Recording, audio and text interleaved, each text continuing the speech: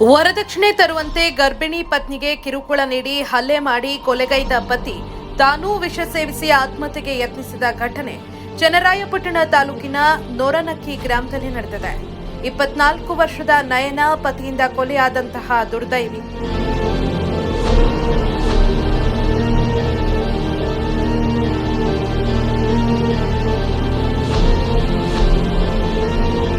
ದೊಡ್ಡರಿಕಾವಲು ಗ್ರಾಮದ ನಯನಾಳನ್ನ ನೊರನಕ್ಕಿ ಗ್ರಾಮದ ಅಯ್ಯಪ್ಪನಿಗೆ 3 ವರ್ಷಗಳ ಹಿಂದೆ ವಿವಾಹ ಮಾಡಿಕೊಡಲಾಗಿತ್ತು.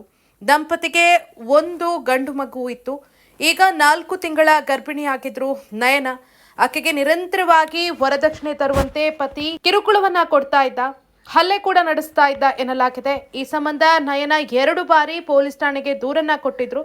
ಆದರೂ ಕೂಡ ಬುದ್ಧಿ ಕಲಿಯದ ಅಯ್ಯಪ್ಪ ಪತ್ನಿ ಮೇಲೆ ಹಲ್ಲೆ ನಡೆಸಿ ಕೊಲೆಗೈದಿದ್ದಾನೆ.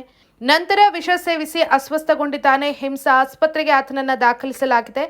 ಈ ಸಂಬಂಧ ಚನ್ನರಾಯಪಟ್ಟಣ ಗ್ರಾಮಾಂತರ ಠಾಣೆ ಪೊಲೀಸರು ಸ್ಥಳಕ್ಕೆ ಭೇಟಿ ಕೊಟ್ಟು ಪರಿಶೀಲನೆ ನಡೆಸಿದ್ದಾರೆ.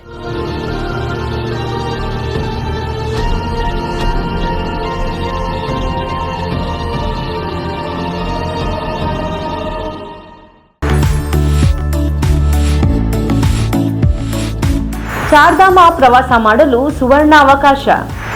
ಹಾಸನದ ಪ್ರತಿಷ್ಠಿತ ಟ್ರಾವೆಲ್ ಈಸಿ ವತಿಯಿಂದ 13 ದಿನಗಳ ಚಾರ್ಧಾಮ ಪ್ರವಾಸ ಯಾತ್ರೆಯನ್ನ ಆಯೋಜಿಸಲಾಗಿದ್ದು, ಕೇದಾರನಾಥ, ಉತ್ತರಕಾಶಿ, ಯಮುನೋತ್ರಿ, ರುದ್ರಪ್ರಯಾಗ, ಋಷಿಕೇಶ, ಹರಿದ್ವಾರ, ಅಕ್ಷರಧಾಮ, ಕುತುಬ್ ಮಿನಾರ್ಗೆ ತೆರಳಿ ಅಲ್ಲಿನ ಯಾತ್ರಾ ಸ್ಥಳಗಳಿಗೆ ಭೇಟಿ ನೀಡಲಾಗುವುದು.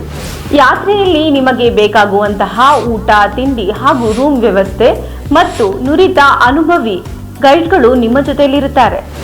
ಯಾತ್ರೆಯ ವೆಚ್ಚ ಹಾಗೂ ಹೆಚ್ಚಿನ ಮಾಹಿತಿಗಾಗಿ ಹಿಂದೆ ಸಂಪರ್ಕಿಸಿ 9591027265.